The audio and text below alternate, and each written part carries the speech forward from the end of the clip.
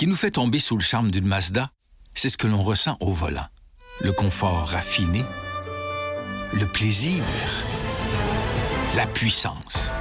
Mazda, conduisez sans mesure. Découvrez-en plus sur Mazda.ca. Si c'est vrai qu'on aime autant qu'on déteste, Martineau, c'est sûrement l'animateur le plus aimé au Québec. Vous écoutez Martineau. Cube Radio.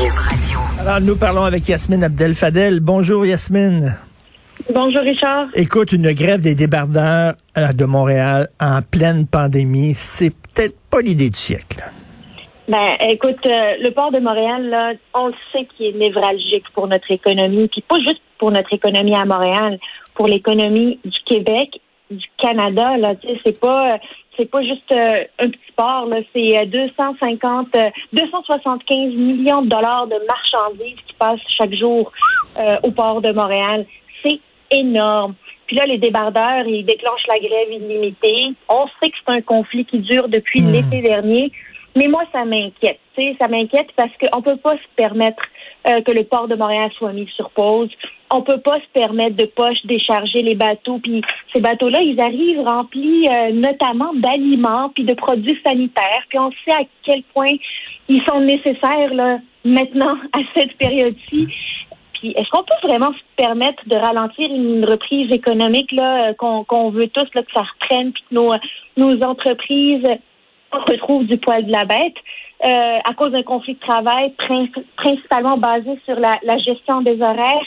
Écoute, les répercussions sont énormes, puis sont énormes pas juste pour les PME, là, tu sais, c'est pour toutes les entreprises, pour la construction, pour l'alimentation, pour le commerce de détail. Puis c'est surtout l'incertitude qui vient avec ce conflit de travail-là qui peut être dommageable à long terme. Tu sais, Richard, là, ces navires-là qui savent pas s'ils vont pouvoir décharger leur dock au port de Montréal, ben ils vont mettre le cap sur Halifax ou sur New York. Puis ils vont se dire, tu sais, il y a moins d'incertitude là-bas, c'est plus smooth, ils vont y prendre goût. Est-ce qu'ils vont revenir? Est-ce qu'on sait s'ils vont revenir ou est-ce qu'ils vont dire, regarde, moi je vais développer mes habitudes ailleurs qu'à Montréal, c'est plus facile. Puis là, c'est dommageable à long terme, là. Tu sais, puis nos PME là qui exportent. On sait que le ministre Fitzgibbon, il a une obsession, là, puis c'est excellent, ça, de vouloir rééquilibrer la balance commerciale. Ça passe par plus d'exportation de nos entreprises. Mais s'il n'y a pas de bateau qui quitte le port de Montréal ou qu'il y a de l'incertitude là-dessus, comment nos entreprises vont pouvoir exporter leurs produits? Écoute, c'est tout un problème, mais heureusement que le gouvernement, on peut pas dire que le gouvernement fédéral n'a pas mis ses culottes. Là, cette fois-ci, on arrête le niaisage, puis un projet de loi va être déposé. Je suis bien contente là-dessus. Par contre, je veux savoir c'est quel parti au fédéral qui va appuyer les libéraux là-dessus. Tu sais, bon, le NPD, on le sait bien, là, tu sais, ils vont pas aller contre les syndicats, ça c'est réglé. Les conservateurs devraient voter avec le gouvernement parce que eux, ils vont pas appuyer les syndicats. Le Bloc va faire quoi, Richard? Ah, ça, j'ai très hâte de voir ça. C'est une très bonne question, ça. Le Bloc, là, en même temps, ils sont très à gauche. Hein? Ils veulent pas paraître antisyndical, mais en même temps, bon, ils ont le Québec, l'économie du Québec à cœur aussi. L'économie du Québec, ils vont faire quoi? Ils vont-ils se mettre à dos 1150 débardeurs qui ont la qualité d'électeurs? Ou est-ce qu'ils vont se mettre à dos les PME de toutes les régions du Québec qui arrivent ni à importer ni à exporter? Méchante question pour Yves-François Blanchet, ça. Oui, tout à fait. Yasmine, tu parlais des commerces au détail. C'est déjà, là, il y en a qui ont fermé, qui ont dû fermer pendant des mois, donc c'est des baisses de revenus. En plus, ils ont des problèmes de pénurie de main-d'œuvre, on le sait. Puis là, tu leur ajoutes en plus une grève des débardeurs. Là, écoute, là, c'est vraiment le verre est plein, là. Non, mais là, il faut arrêter ça. Là. Notre entreprise peut pas se permettre d'être mise au ralenti ou mise sur pause parce qu'il y a un conflit de travail au port de Montréal. Richard, là, c'est un service essentiel, là, le port de Montréal. C'est le cœur de notre économie, là. C'est ce qui fait notre force de pouvoir importer, exporter. On peut pas se permettre de mettre ça sur pause.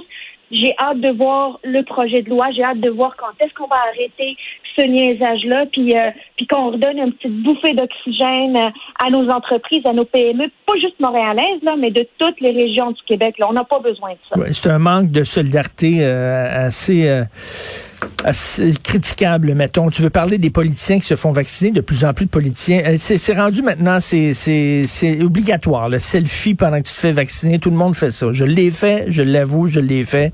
Très difficile de pas te faire prendre en photo quand tu te fais vacciner. On est tellement contents. Oui, ben c'est ça. On donne le bras puis on tend la main pour prendre la photo. Ben oui, c'est cette fin de semaine, grosse campagne de vaccination chez nos politiciens.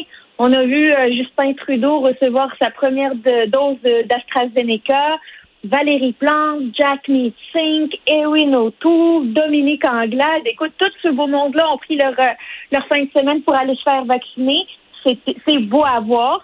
Ça m'a fait penser à la stratégie communicationnelle de notre trio de la santé, Dr Arruda, le premier ministre, et Christian Dubé.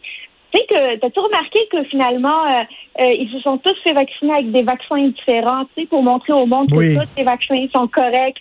C'est que le premier ministre a pris le Pfizer, Dr Arruda a pris le Moderna dans une pharmacie, Christian Dubé a pris le AstraZeneca.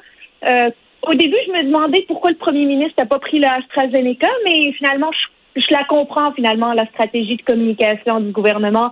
Tous les vaccins sont bons, peu importe lequel vous prenez, juste allez-y. Écoute, moi, je me ferai peut-être pas d'amis, Yasmine, aujourd'hui, mais moi, ça m'aurait pas dérangé du tout que, par exemple, le premier ministre du Canada, Justin Trudeau, le premier ministre du Québec, se fasse vacciner avant tout le monde. Tu sais, tu veux-tu vraiment, en pleine pandémie, que le capitaine du navire soit malade et pogne la COVID? Moi, tu sais, à un moment donné, on pousse la démocratie un petit peu trop loin. Tu sais, c'est certain, en guerre, par exemple, le premier ministre, ben, tu le protèges, il est dans un bunker, puis tout ça, c'est pas un citoyen comme tout le monde, c'est pas vrai. Ben, je suis d'accord avec toi. Moi, je pense qu'à moi, les premiers ministres auraient dû tendre le bras pour se faire vacciner dès le début de la campagne. Puis tant qu'à moi, ils auraient... Ben, en fait, je suis contente que Justin Trudeau ait pris le AstraZeneca, mais pendant la grosse crise où tout le monde remettait en question le AstraZeneca, c'est-tu bon, c'est-tu pas bon, c'est-tu safe, c'est-tu pas safe, c'était le moment que le premier ministre roule sa manche puis se fasse vacciner. On n'a pas besoin de savoir que le premier ministre va attendre sa tranche d'âge. Lui, il a un rôle d'exemplémentarité qu'il doit faire. Puis moi, ça m'aurait pas du tout dérangé. J'aurais applaudi que le premier ministre le fasse. Ben oui, c'est pas Joe Blow, c'est pas moi, c'est pas toi, c'est le premier ministre du Québec, c'est lui qui doit mener la barque. Il faut qu'il soit protégé, là. Moi, je trouve des fois, on a des réflexes démocratiques un peu démesurés, tu sais. Dès qu'un politicien, par exemple, veut se voter une augmentation de salaire parce qu'on le sait que ces gens-là feraient bien plus d'argent dans le privé qu'au public, là. Il y a des hauts fonctionnaires qui sont mieux payés qu'eux autres. Puis là, on chiale. Quand il y a des autos de fonction, on chiale comme ça, on voudrait que nos ministres se promènent en métro par en autobus. Voilà, ça n'a pas de sens. C'est pas tant parce qu'on veut que le premier ministre soit protégé en premier, qui est pour moi le message principal. C'est que le premier ministre dit, regardez, je vais être le premier à le faire. Je suis le capitaine, là, je suis le premier à me lancer là-dedans pour vous montrer à quel point c'est sécuritaire. Si moi, je me fais inoculer, vous ne devriez pas avoir de problème. C'est ça le message. Oui, tout à fait, comme symbole qu'on envoie. Merci beaucoup, Yasmine. On se reparle demain. À demain. Salut.